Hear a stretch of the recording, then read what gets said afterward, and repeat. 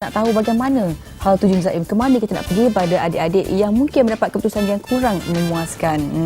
Saya pasti kerana ini saja bukan membuka peluang kepada mereka yang kurang cemerlang, tapi bagi mereka yang cemerlang dan kurang boleh juga mencuburi bidang vocational. Kerana bekerja banyak cabangnya dari segi kerja pertukangan, solekan, masakan sebagainya. Tapi nak cakap lebih lanjut, kita nak bersama tetamu kita bersama Fariha sekarang. Fariha. Kita bawakan tetamu kita Ahmad Tajuddin Jab, Pengarah Bahagian Pendidikan Teknik dan Vocational, Kementerian Pendidikan. Selamat datang bersama dengan kami hari ini untuk berkongsi sedikit ini bagaimana peluang dan juga harapan yang boleh diberikan kepada pelajar ataupun cacawan PMR yang mendapat keputusannya kurang sedikit. Mungkin boleh ceritakan sikit mengenai itulah peluang dan juga harapan mereka ni melalui vocational. Okey, terima kasih atas jemputan. So, kalau tadi kita melihat bahawa adalah golongan pelajar yang cemerlang, yang banyak, yang all A's dan sebagainya. Tapi dalam sistem pendidikan kita bukan cater untuk only those group of people or student. So kita dapati bahawa dalam spektrum dia, satu cohort kita ni, kita ada lebih kurang yang mengambil PMR tahun ini 450,000 pelajar. So yang mana yang 30% tu adalah yang cemerlang lah. Itu adalah kata yang untuk pergi sekolah sekolah penuh untuk jadi profesional dan sebagainya. Tapi kita kena lihat bahawa kejayaan ni bukan hanya boleh diukur dari segi bidang akademik saja. Ya, betul. So kejayaan juga boleh diukur dari segi kebolehan pelajar dalam bidang-bidang lain, terutamanya dari bidang vocational. So untuk bidang vocational ni kita ada minta maaf, kita ada tahun ini, tahun depan 80 buah kolej vocational akan dioperasikan. Daripada kolej vocational ni kita menawarkan dua jenis program. Satu ialah program diploma. Iaitu kita akan menawarkan sehingga diploma vocational Malaysia. Untuk pelajar yang agak baiklah, yang minimum B and C. Dan kalau pelajar yang tak dapat masuk program diploma ni, ada satu lagi ruang di kolej vocational juga, iaitu apa kita panggil program apprentice. Apprentice tu kita henti dulu kat situ dulu ceritanya. Kita ni nak kongsikan sikit bagaimana contoh ni salah seorang pelajar mana mendapat keputusan PMR yang agak kurang memuaskan, tetapi bangkit semula semangatnya dan menempuh pekerjaan dalam menerusi vocational. Jadi mungkin kita boleh kongsikan sedikit. Kemana hala tuju pelajar lepasan PMR? Keputusan cemerlang maupun tidak bukan lagi alasan bagi pelajar lepasan PMR untuk melanjutkan pelajaran.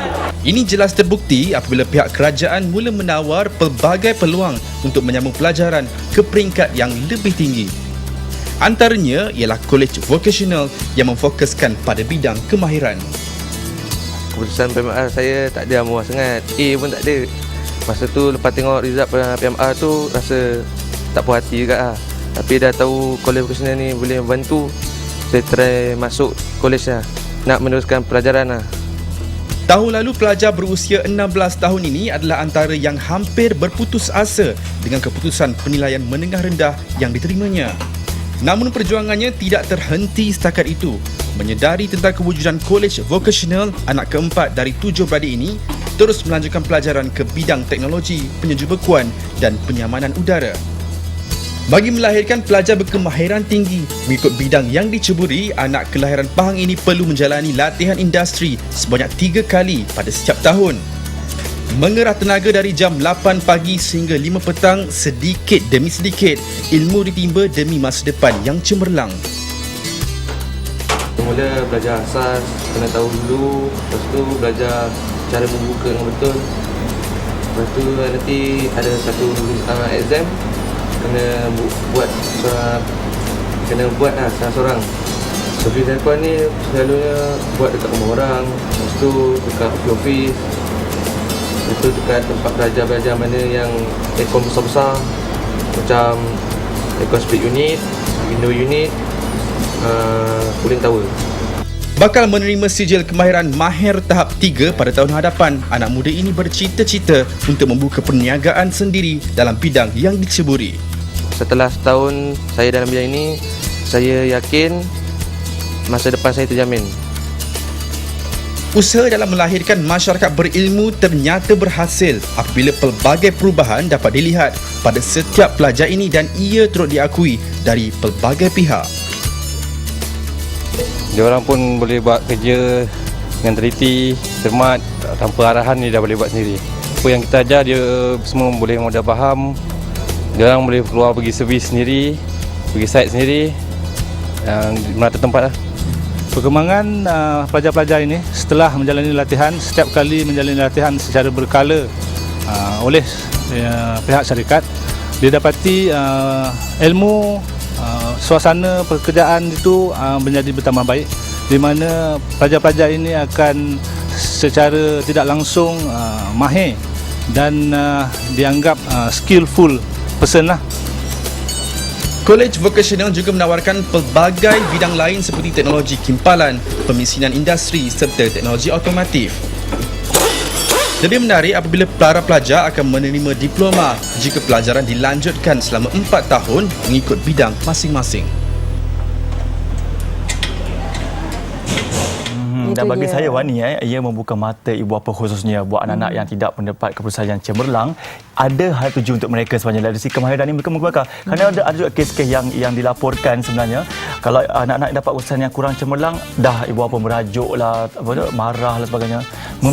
Menurunkan lagi motivasi anak-anak ini sebenarnya. Betul, sebenarnya setiap individu ataupun anak-anak ini dilahirkan ada yang cenderung ke arah praktikal, ada yang cenderung ke arah teori. Betul. Jadi kalau teori mungkin mereka lebih kepada menelaah buku-buku dan sebagainya, tetapi bagi mereka yang lebih kepada praktikal, dia lebih kepada perkara yang realiti. Jangan disisiakan bakat yang mereka ada itu. Baiklah, kita nak terus bersama dengan Tuan Haji Ahmad Tajuddin tadi.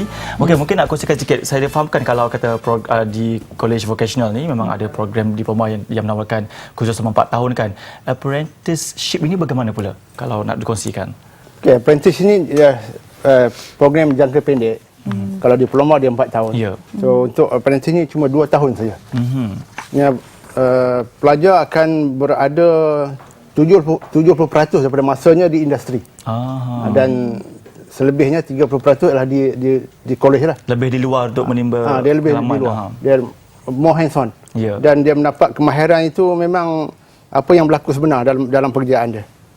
So dia datang ke sekolah, ke kolej ni untuk belajar akademik lah. Dia kena belajar juga, contohnya dari segi bahasa, kemahiran bahasa, matematik, sains, itu ada juga. Tapi that only 30%. Tetapi 70% tu lah di industri. Bagus juga kerana kita mendedahkan pelajar-pelajar kita ni kepada dunia pekerjaan sebenar kan. Itu lebih penting. Jadi mereka yang boleh masuk ke ni syarat-syarat untuk bersama dalam apprenticeship ni bagaimana? So syarat dia yang penting adalah dia kena ada minat dan dia sanggup bekerja. Maksudnya dia sanggup untuk datang ke tempat kerja, bergantung kepada keperluan majikan dia. Biasanya between 8 to 5 lah. Masuk ke 8, balik ke 5. Dan dia memang itulah alam pekerjaan sebenar. So pelajar kita pun kena ikut peraturan tempat kerja. Program sebenarnya memang baru dilakukan ke ataupun sudah lama? Okey, kita rintis program ni pada tahun 2012. Kita ada 2 program. Satu adalah program Timber Processing Finishing dengan College Vocational Batu Pahat. Dan juga satu lagi program adalah program Equine. Equine ni namanya dia jaga kuda. So first batch student ni dah keluar. So, pada tahun lepas dah keluar. Dan paling menarik adalah gaji permulaan mereka pun paling minima. Gaji permulaan 1,500. Ada kawan dia yang 1,800. Bergantung dia kata, kita tanya kenapa yang ada 1,800, 2,000 pun ada. Dia kata kalau dijaga banyak kuda, gaji lebih tinggi. Oh, lagi banyak kuda lagi ni lah tingginya. Itu kurang sikit, kuda kurang lah gajinya. Kurang sikit. Tapi minimum pun tanggungjawab tu lah kan sebenarnya, mendidik tanggungjawab. Bagaimana amanah yang diberikan tu sebenarnya. Dan melalui apprentice ni mungkin Cik Tajuddin boleh perincikan lagi lah bagaimana kalau itu syarat diberikan memang agak longgar kan. Yang penting ada minat. Tapi yang keduanya apa keunikannya? Ya, dia program ni unik lah sebab pelajar biasanya kita kalau pelajar nak kena study maths kan. Dan juga yang lain-lain sains. Tapi ini yang penting adalah dia belajar juga math and science. Tapi dalam bentuk yang aplikasi. So dia lebih apply. So dia tak perlu stres. Dan kalau dia minat bidang itu, itulah yang dia lakukan setiap hari. Itu kelebihan dia. Tapi saya tertarik nak tanya berkenaan dengan program diploma ni, apa agaknya kelebihan kalau dibandingkan dengan apprentice ni? Sebab 4 tahun tu kan, apakah masanya diambil pada awal usia 16 tahun tu ke ataupun bagaimana? Ya, untuk program diploma kita ni kita mengambil pelajar lepasan PMR macam tadi lah, pelajar tadi ya. Biasanya yang orang masuk diploma selepas SPM. So kita mengambil pelajar yang lebih muda. Dan mereka juga akan mendapat diploma itu pada usia 19 tahun. So dia muda dan majikan juga suka mereka yang masih muda, masih bertenaga. Dan sepanjang 4 tahun itu memang kita train mereka. Kita latih mereka dengan keperluan di tempat kerja yang sebenar. Sistem pendidikan adakah sama dengan diploma universiti di luar ke atau ada perbezaan? Ya, sistem ini adalah dalam program diploma kita pun kita mendekankan kepada kemahiran juga. Maknanya 70% daripada apa yang mereka belajar di kuliah itu adalah berbentuk kemahiran. So ini yang pelajar kita suka sebab kita ingat bahawa dalam ramai-ramai pelajar ni ada yang suka pada just hands on. Yang kita panggil dia experiential learners. Setengah pelajar yang kumpulan tadi yang memang dia lebih pada suka pada theoretical kan. So dia ada laluan dia, ada kejayaan dia untuk bidang itu. Dan kebanyakan kepada pelajar-pelajar yang menerusi kursus vocational diploma sebegini, lepas belajar tu memang terus senang dapat kerja. Senang dapat kerja. Itu yang menariknya kan.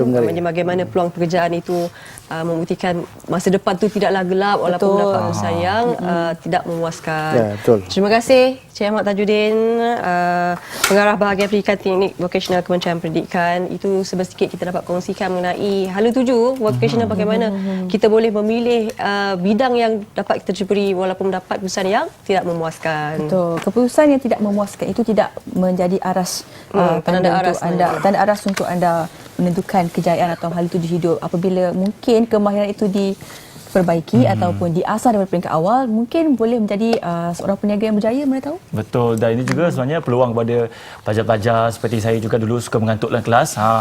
Ada vocational ni lebih hands on, lebih bagus untuk mencapai cita-cita. Okeylah, kita nak diumumkan juga sebelum kita berehat nanti bulan ni.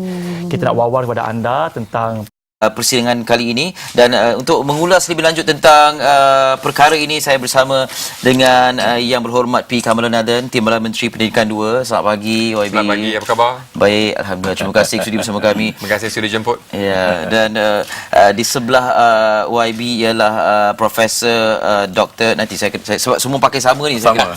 Ya. Timbalan Naib Chancellor Universiti Utara Malaysia. Di sebelah sana, okey, maafkan saya. Profesor Dr. Abdul Razak Saleh, Timbalan Naib Chancellor untuk Pendidikan dan Universiti yang juga menjalankan tugas-tugas Naib Chancellor. Semakin sibuk nampaknya. Dan Brigadier General Datuk Profesor Dr. Kamaluddin Hussein, Naib Chancellor Universiti Malaysia Police, UNIMAP. Ya, saya. Selamat datang ke Malaysia hari ini. Terima kasih banyak. Ini tugas besar untuk tahun ini sebagai penganjur bersama. Ya. Ya. Okey, sebelum tu saya tanya kepada YB lah. Yes. Ini untuk kesekian kalinya pencipta ni dianjurkan, nak dimaklumkan kepada penonton MHI tentang pencipta ini. Pencipta. Ya. Dia kena was-was sikit, dia bukan pencipta pun itulah boleh, dia. tapi dia lebih pencipta. Ya. Persidangan dan expo ciptaan institusi pengajian tinggi antarabangsa ini merupakan edisi yang ke-7. Dan buat pertama kali ianya akan dianjurkan oleh 2 IPTA dari utara. Ya. Dan ini merupakan satu cara bagi kerajaan menggunakan gedung ilmu kita, khasnya universiti-universiti dalam negara. Semua universiti-universiti akan mengambil bahagian dalam Pencipta 2013 ini, yang mana akan mempamerkan semua kerja-kerja R&D ataupun penyelidikan mereka akan ditawarkan kepada rakyat, pengguna-pengguna swasta dan sebagainya. Ini bagi saya merupakan satu peluang yang begitu berharga kepada pencipta mengambil bahagian dalam program Pencipta. Dan buat pertama kali juga saya berasa megah dari pihak kementerian dan juga kerajaan, selain daripada Institut Pengajian Tinggi Awam yang akan mengambil bahagian. Saya juga difahamkan buat pertama kali kita ada penglibatan daripada universiti daripada luar Malaysia. Ini negara-negara lain. Ini menunjukkan dalam tempoh masa yang singkat kita telah mendapat pengiktirafan daripada gedung-gedung ilmu daripada negara-negara di luar Malaysia.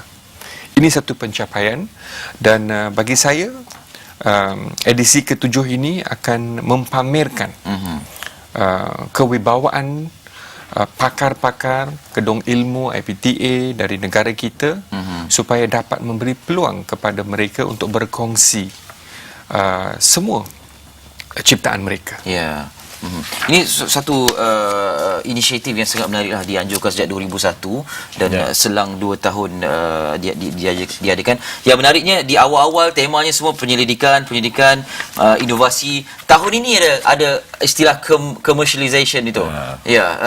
Kenapa tiba-tiba tahun ini baru mau diwujudkan usaha untuk mengkomersialkan? Sebenarnya setiap kali pun pengkomersialisasi ini berlaku, tetapi tidak diberi sebagai tema. Tapi memang hasrat pencipta ialah untuk memberi peluang pengkomersialan penemuan-penemuan yang dibuat oleh gedung-gedung ilmu IPTA di dalam negara kita. Itu memang tujuan pertama. Tapi selain daripada tujuan commercialization ini, dengan izin, kita juga nak beri peluang kepada pakar-pakar penyelidik, the R&D experts dalam negara kita ini untuk menonjolkan kemahiran dan kepakaran mereka.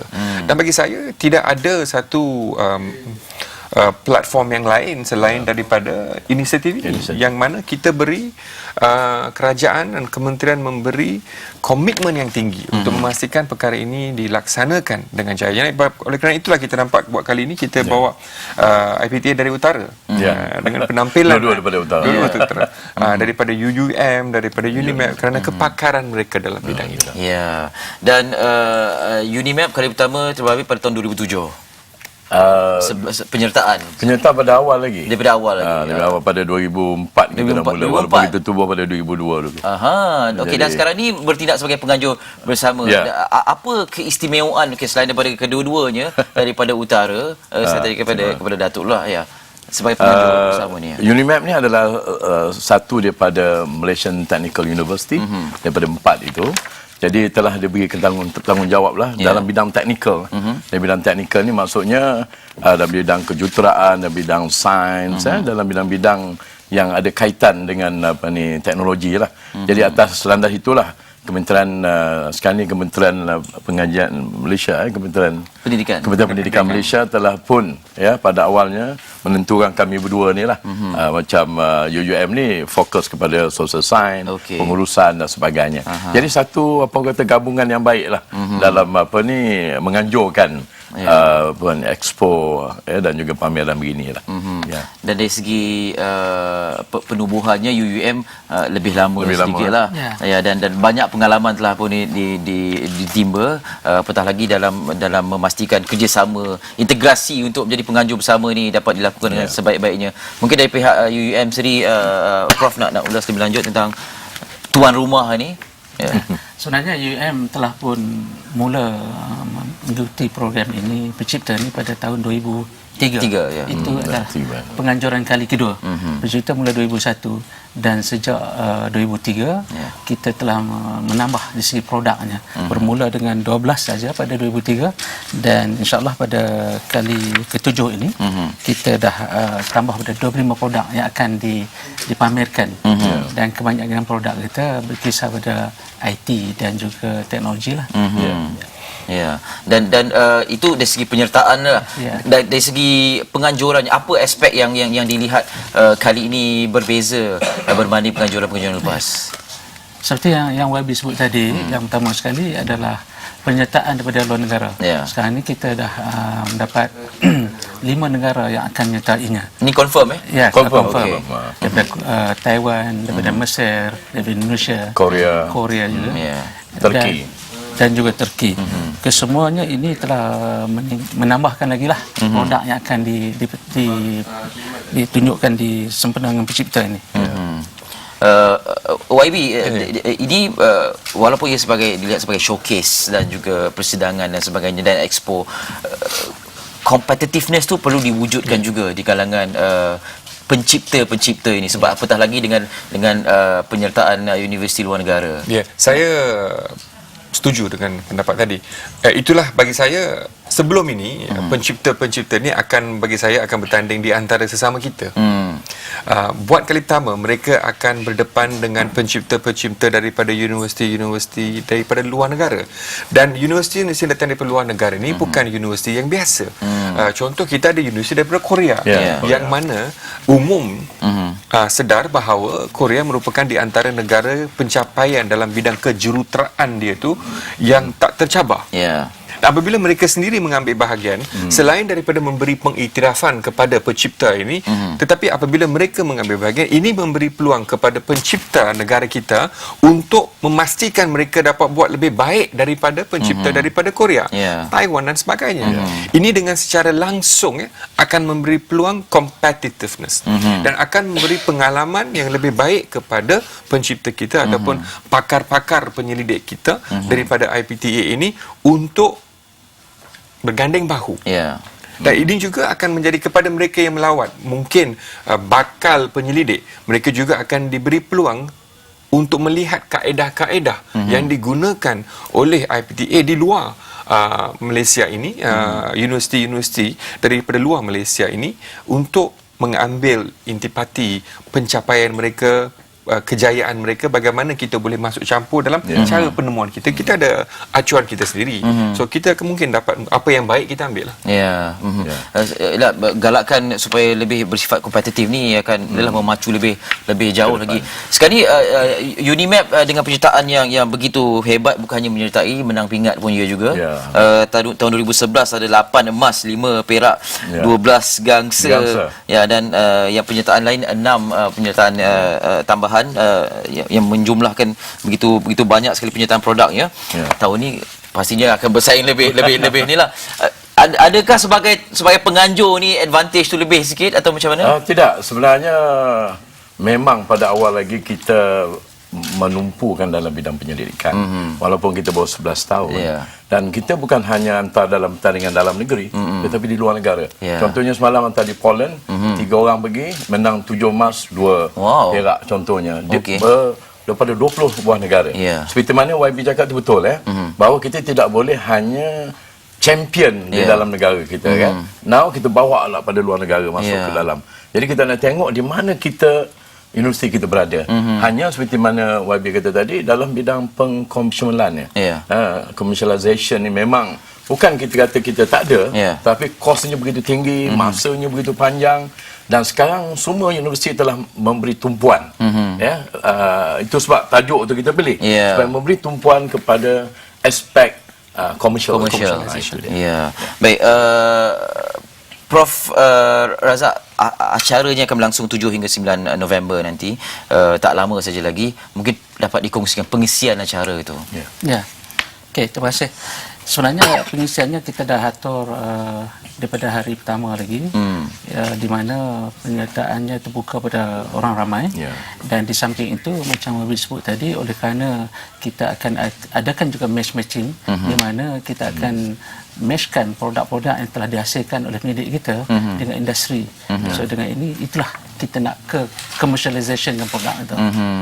Di samping kita cuba tarikkan pelajar-pelajar sekolah.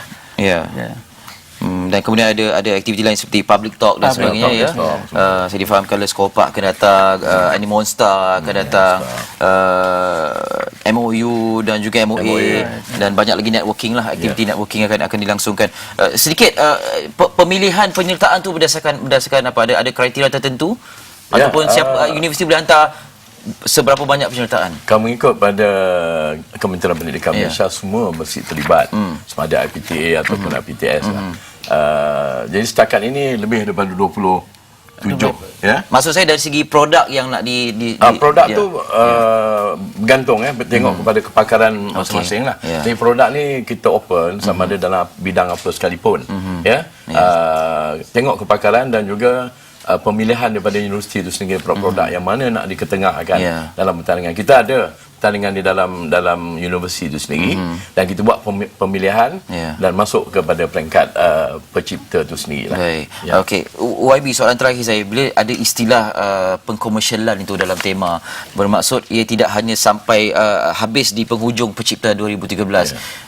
Orang akan mahukan, terutamanya pencipta ni akan mahukan hasil mereka ni dapat dilanjutkan dan dipasarkan dan dapat menjana ekonomi dan menaikkan negara dalam pelbagai aspek. Bagi saya, industri penyelidikan ini merupakan satu high investment dan kita tidak boleh harapkan pulangan serta-merta. It's a huge investment. Kadang-kadang kita invest tapi tak ada takers. Kita harus sedar pencipta ni dia punya kerja untuk mencipta saja. Kepakaran dia untuk mencipta. Dia kurang masa, bukan tak minat, tapi kurang masa untuk mengkomersialkan penciptaan dia. He is good in what he does. So, kita tidak boleh lepaskan diri sana. Sebagai tanggungjawab IPTA dan juga kerajaan dan kementerian, memang tanggungjawab kita untuk memastikan apa juga produk-produk yang dicipta ini, kita harus mengambil tanggungjawab untuk mempamerkan dan beri peluang untuk commercialization. Kita di Malaysia ini, kita harus bersyukur kerana pelajar-pelajar, penyelidik-penyelidik di IPTA dan juga malah di politeknik, college community, sekolah menengah. Untuk makluman dalam pencipta ni kita juga ada penglibatan pelajar-pelajar sekolah menengah. Kita membuka ruang pada mereka pada usia yang muda untuk menarik minat kepada mereka untuk melahirkan minat untuk melibatkan dalam mencipta.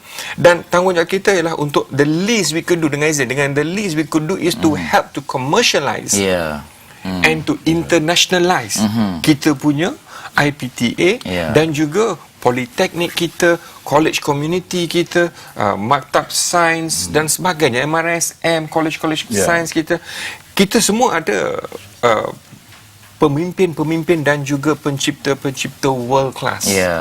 Inilah peluang dan saya harap dengan adanya program seumpama ini, maka in fact semua yang telah melibatkan diri dalam memastikan pencipta ini berterusan edisi yang ke-7, malah saya pasti dengan kejayaan-kejayaan yang mereka telah tampilkan sebelum ini akan merupakan satu agenda selama-lamanya, kerana ini merupakan satu peluang baik untuk semua IPTA di Malaysia dan juga semua sekolah-sekolah politeknik, college community, sekolah menengah dan sebagainya untuk mempamerkan kebolehan mereka.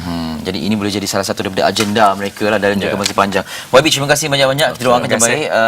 Datuk Profesor, terima kasih banyak-banyak kedua-duanya. YB P. Kamaluddin, Timbalan Menteri Pendidikan 2, Profesor Dr. Abdul Razak Saleh, Timbalan Naib Chancellor Universiti Utara Malaysia, dan juga Brigadier Jeneral Datuk Profesor Dr. Kamaluddin Hussein, Naib Chancellor Universiti Malaysia Perlis. Jadi kepada ibu bapa, pastikan bawa anak-anak anda di KL Convention Center pada 7 hingga 9 November nanti, jam 10 pagi hingga 6 petang. Kepada sekolah mungkin